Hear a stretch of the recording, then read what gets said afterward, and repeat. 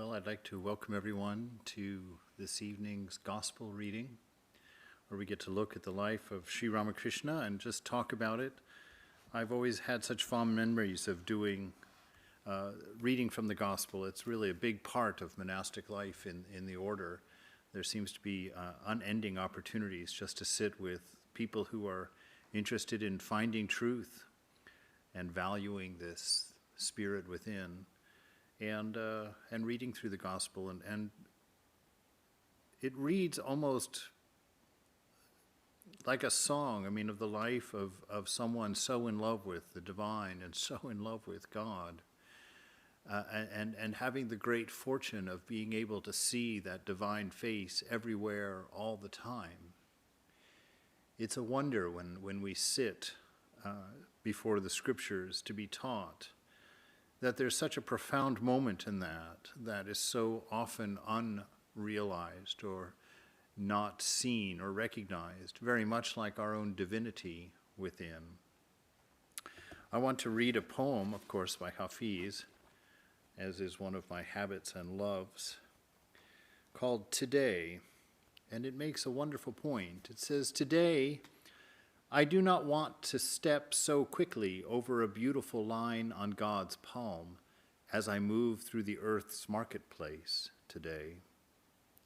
I do not want to touch any object in this world without my eyes testifying to the truth that everything is my beloved. Something has happened to my understanding of existence that now makes my heart always full of wonder and kindness. I do not want to step so quickly over this sacred place on God's body that is right beneath your own foot as I dance with precious life today." I think it was Sri Nisargadatta who mentioned that you should never make the mistake of thinking that you've read a scripture before or that you've heard it before. He says that you immediately clip off the muse's tongue when you do that, because this moment has never been like this before. There's not an atom in the universe that is in the same place the last time you approached this scripture. There's not a single thought still remaining in the same place in your mind as you approach the scripture. This whole world, everything that we walk through outside. This week I've been spending a lot of time with the gurus mentioned by Avadutta in the Bhagavatam. And each one of those gurus is a part of this material world, the ether, the earth, the sky, water, and he learns all of these lessons, and there's a real reason for that. The Gospel of Sri Ramakrishna is not bound by 2 cardboard covers on 1,000 pages.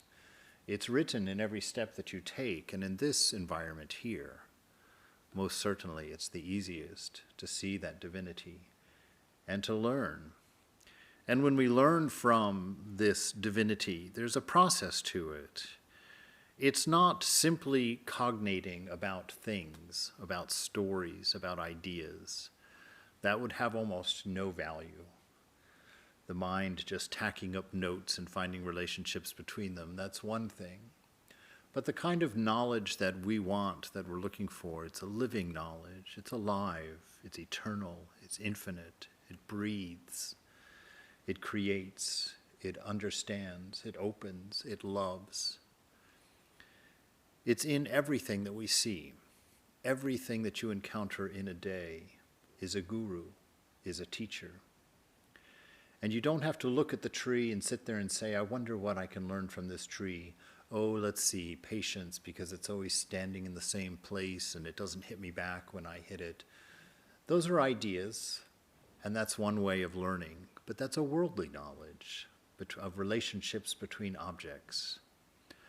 What we want to do is quiet our inner self, to sit silently and turn all of our senses, which we normally count on for taking the world in and telling us and being noisy and cacophonous most of the time.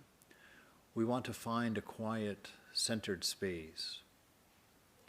And we want to look at the tree or at the scripture or at the sun or at the moon And we ought to ask, Mother, what will you teach me? And then we don't cognate our own idea for what Mother is teaching us. We're quiet, extremely silent, so that Mother gives that knowledge to us in a form you may not be familiar with. So I invite you, as we read the Gospel here of Sri Ramakrishna, to just in silence let it wash through you. Swami Prabhupada said that's the way to understand Scripture, that's the way to understand mythology. He said, don't read the Scriptures or mythology with a skeptical mind thinking, oh, did that really happen? Oh, was that really true? How could that be possible? How could that happen? He says that's absolutely not the point. Let it run through you. And after it has run through you, feel the effect that it had. Study the residue that it leaves behind. He said that's the way to read a Scripture. That's the way to understand mythology, to let it wash through you and then analyze or pay attention to what is left behind, the feeling, the atmosphere, the mood, the inspiration, the state of mind that it leaves for you. So in doing this, we're going to travel all the way back to Monday, May 9th, 1887. It's a rather contemplative time for the young monks because Sri Ramakrishna has passed away. He's left them, and I'm sure if you've lost a parent, you might approach the level of sadness that they're feeling, because the intimacy that they experienced with Ramakrishna was always couched in the deepest love, in the deepest heartfelt concern for their well-being, for their growth. I remember Vivekananda saying, he said, no, you could never understand how much love we felt in the Master's presence. So now we're approaching here the monastery. We're going to see M, who's followed us through the entire book so far, and he's going to be sitting alone under a tree in a garden. He says to himself, Sri Ramakrishna has made the brothers of the monastery renounce lust and greed, woman and gold. Ah, how eager they are to realize God.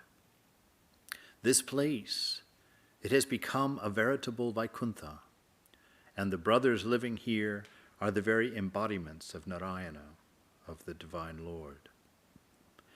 It is not many days since the Master passed away. That is why all the ideas and ideals that he stood for are there, almost intact. The same Ayodhya, only Rama is not there. The Master has made these brothers renounce their homes. Why has he kept a few in the world? Is there no way of liberation for them? From a room upstairs, Narendra saw M sitting alone under the tree. He came down and said with a smile, "Hello, M. What are you doing?" After a little conversation, M said to him, "Ah, you have such a sweet voice. Please, won't you sing me a hymn?" Narendra sang the following hymn to Shiva, in which the devotee prays for forgiveness for his sin. The song goes, "Even before I saw the light of this world, my sin from previous births, through which I had passed because of desire for the fruit of my deeds, punished me as I lay in my mother's womb. There I was boiled in the midst of filthy things. Who can describe the pain that afflicts the child in its mother's womb? Therefore, O Shiva, O Mahadeva, O Shambhu, forgive me, I pray, for my transgression." Now, when you read something like this, I never thought of the time in my mother's womb as lying amongst filthy things. I never thought about the misery and the suffering of the womb. And I read that and it takes me aback a bit, thinking, my goodness, what kind of frame of mind is that? What am I missing? And what we're missing is the taste of the purity from which we came. What we're missing is the taste of life and freedom from which we came into this world. What we're forgetting is the ecstatic bliss of our own divinity, the carefree infinity that we inhabit before we are duped into believing ourselves to be this, a confined body with limited ability, with aging limbs and minds, with desires beyond our reach and dreams that can't be accomplished. And when you think of coming from that divine, blissful, beautiful place, and you're thrown into a body whom you do not yet know as your mother, whom you do not yet value as the person that will nurture you and take care of you until you can stand on your own 2 feet. You're surrounded by blood and water, pus, bone, livers, bodies, darkness, churning round and round, not understanding your plight, not knowing your way, not knowing your place, about to be born into a world that you don't know the nature of, that you don't understand, that every one of us was thrown into this life without any idea of what to do with it, what to build with it, what is the point of it, what am I, what is this creature that seemingly is me, and why don't I know it? Why don't I have this information? And so we see when the writer here is talking about that level of pain, that level of pollution, that level of suffering, it's not a comment on the mother. It's not a comment even on the nature of this world. What it's a comment on is our unknown nature, and how in contrast to that beautiful divine inner self, this world is nothing. This beauty is nothing. The love of a mother is barely detectable in comparison to the love of the divine, to the love of God. It's just a smattering, just a small taste of that. And so M is sitting here and he says, he's kept a few of us in the world. Is there any hope of liberation for them? And this is what's in his mind, because he saw that ecstasy of a divine presence. He felt that divine mood of love that filled and inundated the space that Ramakrishna sat in. He heard words from the mouth of an avatar, from God, the Son of the Divine. He experienced wisdom firsthand, and he's wondering, is there any hope for me? How is it that he has gone and left me behind alone with nowhere to go? Therefore, O Shiva, O Mahadeva, O Shambhu, forgive me, I pray, for my transgression. The transgression of what? Through which I passed because of the desire for the fruit of my deeds. What is the desire for the fruit of your deeds? It's your forgetting that you are self-contained, that this world is in you, that you are not in this world, that all that you need, all of the bliss you could hope for, all of the satisfaction you could dream of, lies within you already, because you are not as it seems. In this world, Thakur says, that which is unchanging alone is real. That which changes is not real. This is a world of hunger, not a world of feasting, because nothing that you hold in your hand remains what it is. Everything ultimately becomes potting soil.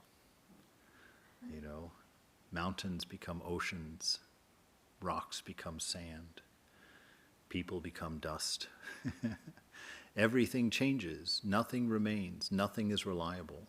And so if you come into this world with a hunger, thinking that there's something here to fulfill you, something here that you can take to make yourself whole, it is a walk through misery and frustration that never ends, because everything you pick up will have an expiration date, and all the satisfaction that you feel from it will go through your fingers like water as it changes its form, as that new car becomes a jalopy.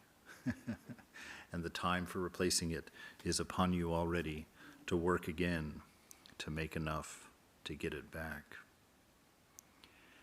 In childhood, my suffering never came to an end. My body was covered with filth, and I craved for my mother's breasts. Over my body and limbs I had no control. I was pursued by troublesome flies and mosquitoes. Day and night I cried with the pain of many an ailment, forgetting you, O Shankara. Therefore, O Shiva, O Mahadeva, O Shambhu, forgive me, I pray, for my transgression. You know, in that freedom, in that grace of this transgression, of looking to some other refuge than the divine, that forgiveness of that transgression, what that is actually the freedom to return, the freedom to look inward without having to carry the burden of the suffering that you've caused to yourself or to others, so that you don't have to carry this immense burden of wrongdoing with you everywhere that you go. It's an invitation to identify yourself with your soul, with your spirit, instead of a withering body.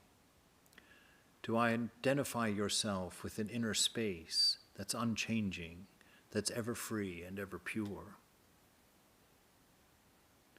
so that you don't have to be continually frustrated, wondering, what is it that I need or want that I can't have? I've tried everything, and yet I'm just as hungry as I've always been.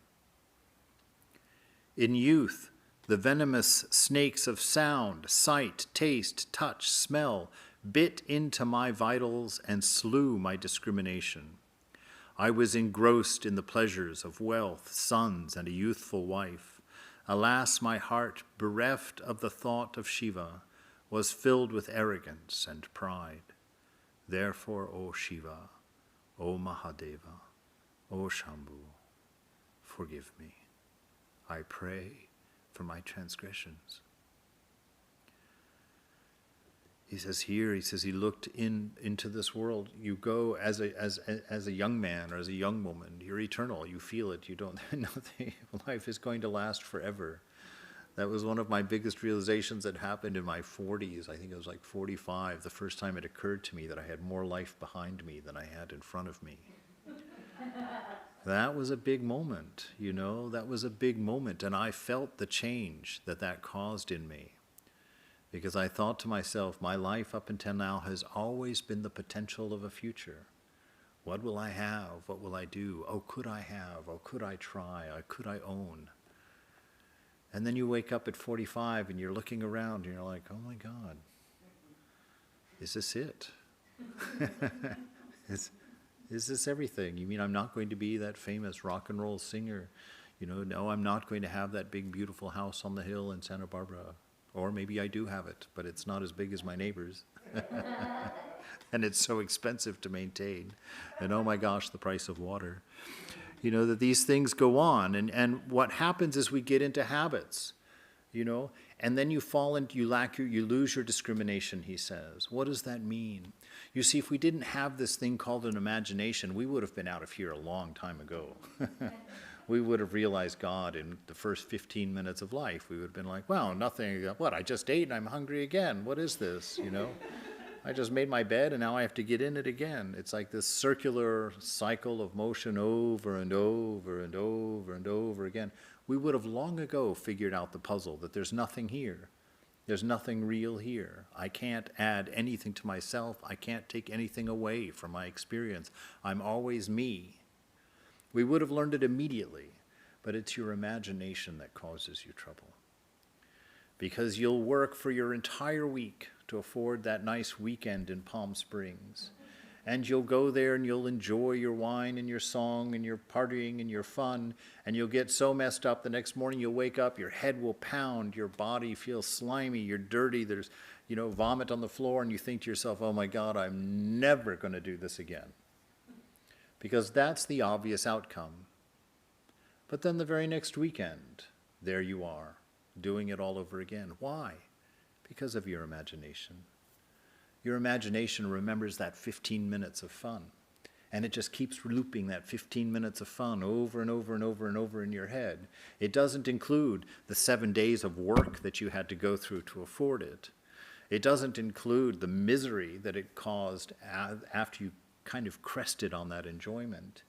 It doesn't include all of the insecurity that you felt at the bar about the way that you were dressed or the way that you look or how old you are, how young you are, how fat you are, all of these things. It doesn't include all of that. It just keeps playing those 15 minutes of pleasure over and over until you're running to find it again. And that delusion is what we call an impure mind, actually. That's when the scriptures talk about a pure mind, they're talking about a mind that doesn't present these things to you. You are the observer of the mind, as we all know. But what does that mean? That means your body and your mind are continually coming and offering you things. New experiences, new sights, new sounds, new smells. And the mind comes with its little gifts to you.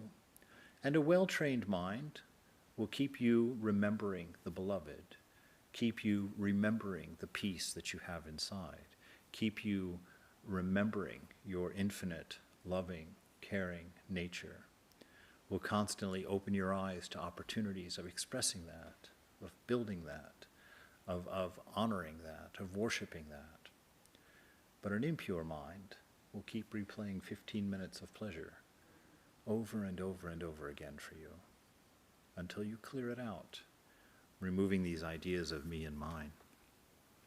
Now, in my old age, my senses have lost the power of proper judging and acting. My body, though still not wholly bereft of life, is weak and senile from many afflictions, from sins and illnesses and bereavements. But even now my mind, instead of meditating on Shiva, runs after vain desire and hollow delusion. Therefore, O Shiva, O Mahadeva, O Shambhu, forgive me, I pray, for my transgression. Because even now as you grow old, that's this is something a young person will never know, no matter how many of us old people tell them. Because they'll think, oh, you're just old, what do you know? Because it's a funny thing. It's part of that delusion of life. You're born into a world that already has old people. So there's no notion that you're going to be one. You just have this idea, oh, those are old people. I'm a young person. They've got that trouble. I do not. I'm a young person. And you have no idea that they are you. And that they are remembering you as being you, as they are telling you. Don't do that. Don't make the same mistakes I made. Don't do the things that I did. Go beyond that. It's that whole dynamic of growing old and slowly becoming wise enough to know that you shouldn't have. That there were so many things that you were deluded by that took you much too long to understand the true nature of. And now the habits are so firmly ingrained within you that when your mind wants them, you can barely say no. You can barely manage to keep it at bay. And now, worse than that, you've trained yourself to have your pleasures in the body and in the sense world. And now you're a fat old man, and you no longer have the tools to lure and to bring in that pleasure and that joy from the world. You don't have the energy to go out to the club and dance your heels off until 2 o'clock in the morning. And even the thought of it is like, oh no, no, I'd rather just go to bed, thank you. So you see what happens if you don't heed these teachings. Of course, there's no one in here under 50 probably, but if someone online who's under 50 is listening, listen to this. If you train your mind and your body to chase after the things of the world, mark my word, there will come a day when you will not be able to get them. And what will happen to you then if you have not created a home within yourself? If you have not found that unchanging bliss within? Because it's difficult to find. It's unchanging. It doesn't move. It doesn't jump up and down and say, here I am. And once you leave it, once you step off of that mark, to return to the silence that it requires to feel its implication and to find it is difficult indeed. But that's where you want to be.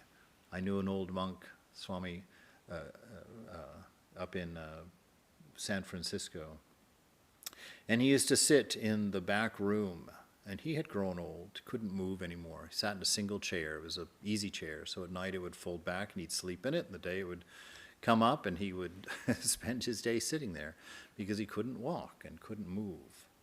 And every time that I checked in on him, he was always looking off with such a sweet, happy smile on his face. His eyes were always slightly red and a little wet around the edges.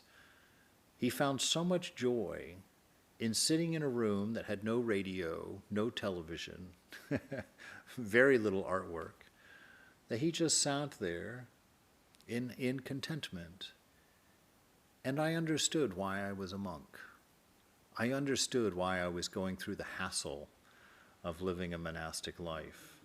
You know, the constant beating on my ego, you know, the constant refusal or inability to express myself or to get my opinions heard or to change the directions of things. Learning from all of that, I understood, because one day I will sit in a chair, unable to move, and I will be happy. I will be full, because I will know the self. I will know the source of love. I will know the presence of the divine. I will know that Thakur never died and left. So in my old age, my senses have lost the power of proper judgment. The duties laid down in the Smriti, perilous and abstruse, are now beyond me. How can I speak of the Vedic injunctions for Brahmins as means for attaining Brahman? Never yet have I rightly grasped through discrimination the meaning of hearing the scriptures from the Guru and reasoning on his instruction. How then can I speak of reflecting on truth without interruption? Therefore, O Shiva, O Mahadeva, O Shambhu, forgive me, I pray, for my transgressions. This is the saddest state of old age, for a life not well spent, where wisdom was not sought, and discipline was not developed, and a mind was not purified. You're left with this bitterness. What can I do now? I don't have the energy. I can't even sit hardly in a chair for an hour without feeling great discomfort. My mind is so forgetful. I can't hold on to, these ideas and ponder them. I'm tired. What will I do now? Where will I go now?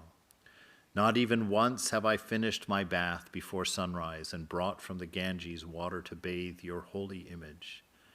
Never from the deep woods have I brought the sacred vilwa leaves for your worship, nor have I gathered full-blown lotuses from the lakes, nor ever arranged the lights and the incense for worshiping you.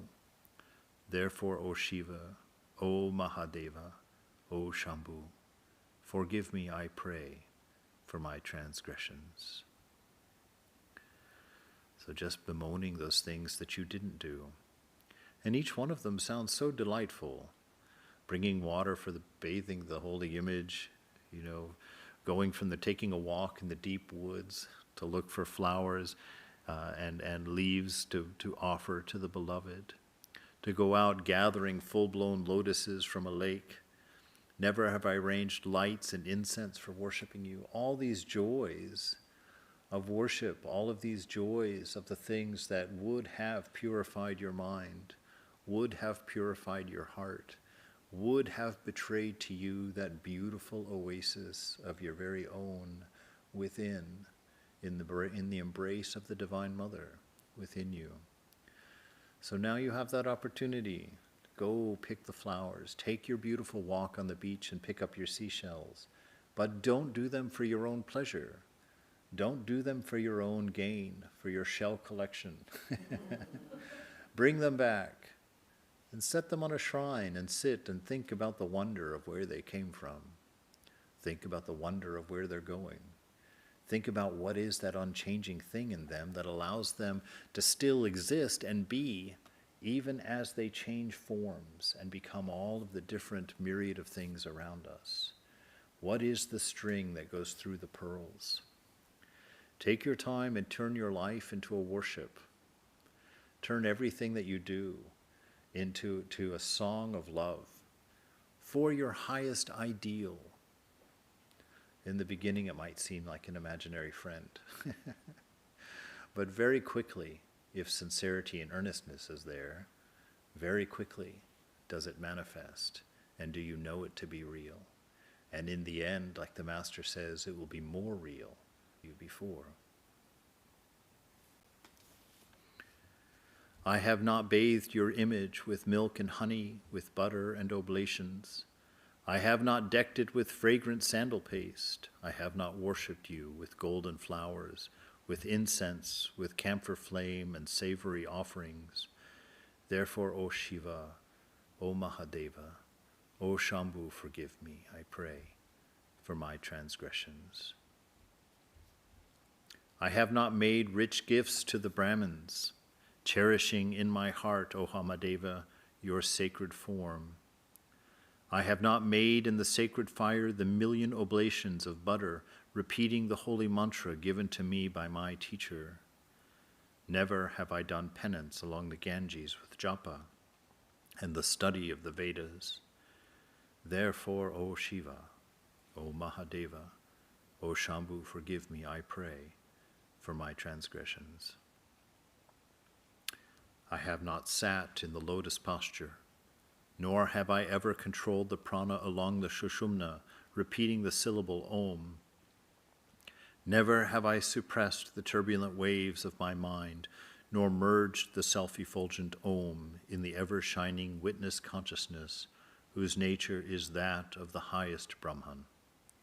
Nor have I, in Samadhi, meditated on Shankara, who dwells in every form as the inner guide.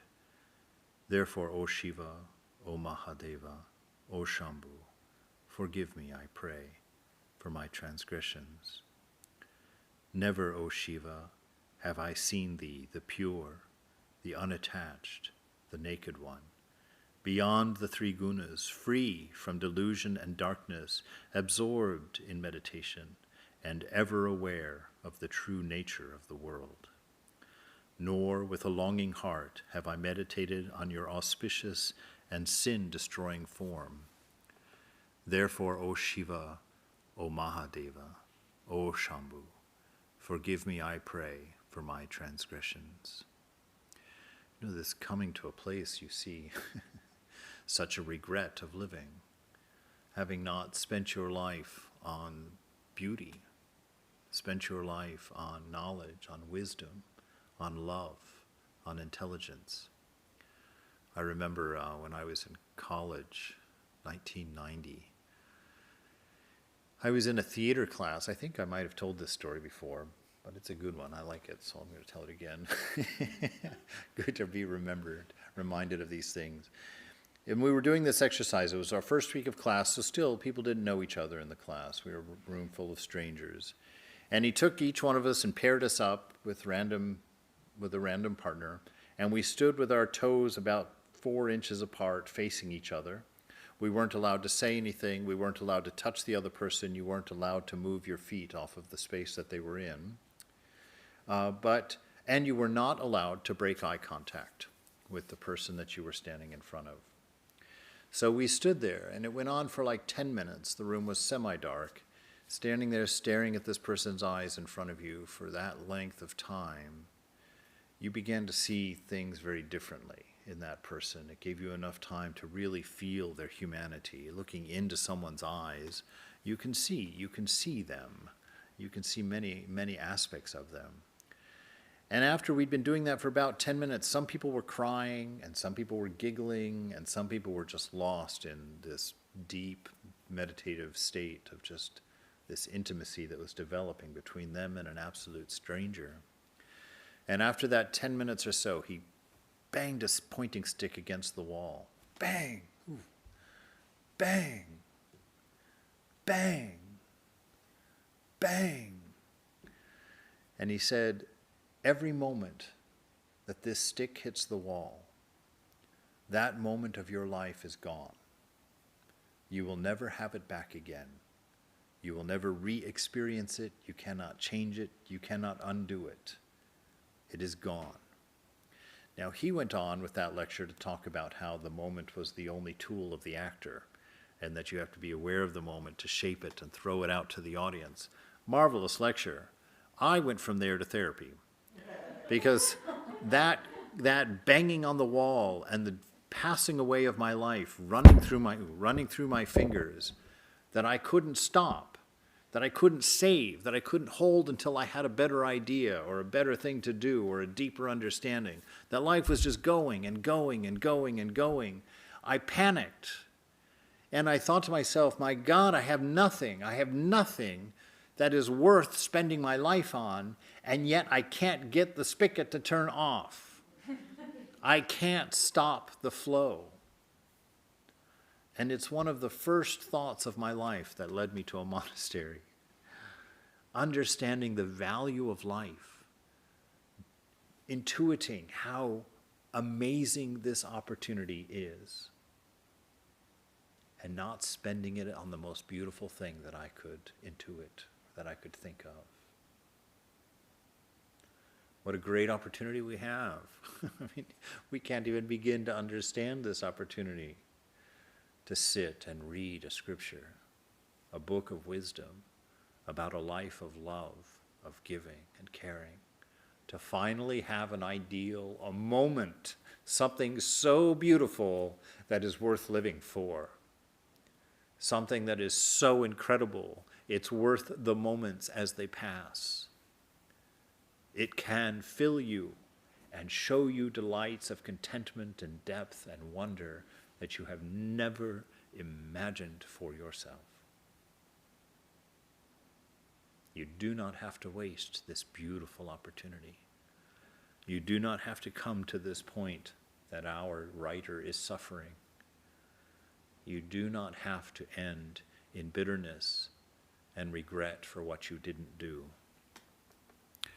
O mind, to gain liberation, concentrate wholly on Shiva, the sole reality underlying the worlds, the giver of good, whose head is illumined by the crescent moon and in whose hair the Ganges is hidden, whose fire-darting eyes consumed the god of earthly love, whose throat and ears are decked with snakes, whose upper garment is a comely elephant skin. Of what avail are all of the other rituals? O mind, of what avail are wealth, or cars, or elephants, or a kingdom? Of what avail the body or a house? Know all of these to be but momentary, and quickly shun them. Worship Shiva as your guru instructs you for the attaining of self-knowledge. This is what you do. This is how you present, how you prevent an old age of disaster, an old age of resentment and bitterness. This is how you avoid that. Day by day does man come nearer to death. His youth wears away. The day that is gone never returns. Almighty time devours everything. Fickle as lightning is the goddess of fortune. O Shiva, O giver of shelter to those that come to thee for refuge, protect me, who have taken refuge at your feet. Here's what you do. You take refuge at the feet of your highest ideal. You take refuge in love. You take refuge in intelligence. You take refuge in safety, in permanence, in the unchanging nature of reality. You let go of all of the other refuges that you have. How many times in the scripture does the beloved say that to us? Take refuge only in me. Now, does this mean some third-party thing that you have to imagine that's out and away, somewhere far away? No. Shiva, this image, this deity, this God, is within you. Take refuge here, in the heart, in your own deepest self, not the mind of thinking and thoughts and cognating and analyzing, not in anxiety and the future. A wonderful thing that I read in Eckhart Tolle just recently, where he was talking about living in the present, which is taking refuge in God, because the present is the I am, right? The name of God is I am. So this moment, eternal, never-ending, never-beginning, is God. And that God is found within you. You are producing the light of consciousness that's being reflected back to you on this myriad of changing things. Take refuge in this unchanging self within you. Let go of all of the other things. I remember when I had this teaching, it was from Swami Prabhupada, and I know I've shared this one before, where I was feeling terribly depressed and alone. And I was standing at the top of the stairs bemoaning my 6 months in the monastery since my friend, the other monk, had left, and I had been alone, literally alone, rattling in this old Victorian monastery for 6 months. And Swami came in and walked up the stairs. He saw me standing there, and he says, "Oh, what is this?" And I said, "Maharaj, I'm so depressed. I feel so lonely. I look at the next 10 years of my life, and I think to myself, how can I possibly endure this?" And I thought he was going to give me a hug. I thought he was going to give me a punch on the shoulder and say, you can do it. Come on, let's work it out. Let's go get some pizza, right? Because those were my refuges at the time, those kinds of things. He just kept walking and went to his room. And just as he was closing the door, he looked at me and he said, "So go to the shrine," and shut the door. I was furious. He doesn't care about me at all. So I went to the shrine, as I was told to do, and I sat there in the shrine, and I can tell you I laid out my heart. I told Mother of my loneliness and how I couldn't do this. And Mother taught me something very important. She told me to be present, to be here in the moment. I'm here. I am your refuge. And at that moment I understood what it meant to go to the divine for refuge. You don't go out to the bar, you don't call up your friends, you don't call your mother, you don't go out for a walk or for a run, you don't get the bicycle, you don't go to the movies. You sit with yourself, and you face yourself, and you sit there until you see peace in that, until you see the beauty of the moment, until you understand the wonder of being, this miracle of existence that you've overlooked for a split second. And you look at wonder, at the condition of being, of loving and thinking, and you find your refuge in God alone. And you let go of all of those changing, ephemeral things that you have always run to for comfort. It's being present, it's being here, being now, not lost in the mind, but fully aware of everything coming in at one moment, at one time. It's knowing that you walk in God, that you live in God, the I am, that it surrounds you, that every scripture is being sung to you.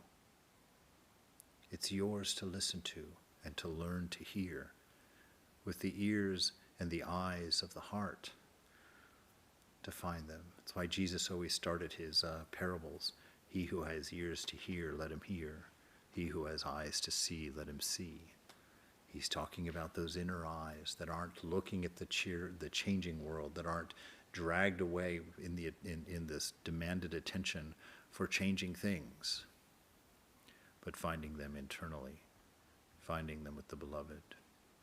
Being present, there's no troubles in the present. There may be troubles from yesterday, there may be troubles from tomorrow, but at the moment, there's only obstacles. In the moment, there's only an obstacle. There's never a problem. There's never a trouble. So if you're someone who is feeling alone, or someone who's feeling hopeless, or feeling depressed, or feeling angry, you're living in the past. You're living in stories that are behind you. You're not living in the moment. If you're someone who's nervous and worrisome and full of anxiety, you're living in the future. You're dealing with things that you can't change or touch or move. You're not living in the present. In the present, there's calmness, there's peace, there's the divine love of God, there's the wonder of being and the miracle of existence. Find your refuge there. I salute the self-effulgent Guru of the gods, the Lord of Uma. I salute the cause of the universe. I salute the Lord of beasts adorned with snakes. I salute Shiva, whose 3 eyes shine like the sun, the moon, and fire. I salute the beloved of Krishna. I salute Shankara, who bestows boons on his devotees and gives them shelter. I salute the auspicious Shiva. O Shiva, white is thy body, covered with ashes. White shine thy teeth when you smile. White is the skull you hold in your hand. White is your club which threatens the wicked. White is the bull in which you ride. White are the rings that hang from your ears. White appear your matted locks, covered with the foam of the Ganges. White shines the moon on your forehead.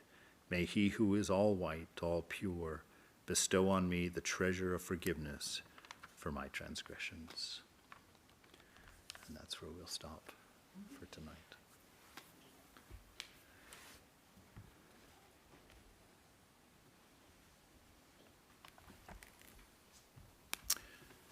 There's a few things going on this week for you. On Wednesday night, there's a class for Seekers of God. So come and learn about things that Seekers of God would be interested in. Saturday night is the Gospel of Sri Ramakrishna. And then there's this cad coming on Sunday named Swami Chid Brahmananda, who's going to talk about what's he talking about? The ripening. That's me, by the way. No, not tomorrow. Tomorrow, what's going on tomorrow? The wisdom of love, Pravrajika Vrajaprana. That's tomorrow. And also tomorrow, if you're interested, Hollywood is doing their puja, their worship, and it is going on all day tomorrow for Swami Brahmananda. So if you would like to see that, you can. Anybody have any questions, comments, concerns? Yes. Would you equate imagination with ego, or are they quite different? Imagination definitely happens because of ego. You know, the excitement of the mind happens because of ego. Our inability to see ourselves as separate from mind is because of the ego. So yeah, only the ego is interested in the world. Only the ego is interested in changing things, because the ego is of the body and of the mind. It's what happens when, God got a little bit too close to the flame and got burned. He stuck to the body and mind and now thinks that's what he is and has become you in all of your experience. And so that's why all of the talk of surrender and all of the talk of refuge, letting go, running away from this false ego, from this false identity of body-mind, which has an expiration date itself and has all the worries of this changing world. Yeah, so imagination is probably one of the primary refuges that protects the ego, that maintains the ego. Past and present, the reason that we constantly flipping back and forth between past and present is for the maintenance of the ego. In the present moment, there is no ego. The ego finds its existence by your history, the history that told you you were born here, you belong to this family, you did this education, you did this, you're this gender, that body, whatnot, this age. The past defines your ego. The future maintains the ego because it presents you with a constant sense of fear and need to control. And the ego is right there ready to take the wheel. So that's the importance of refuge in the moment, of being present, being here, because that's the only freedom. All right, Jai Ma.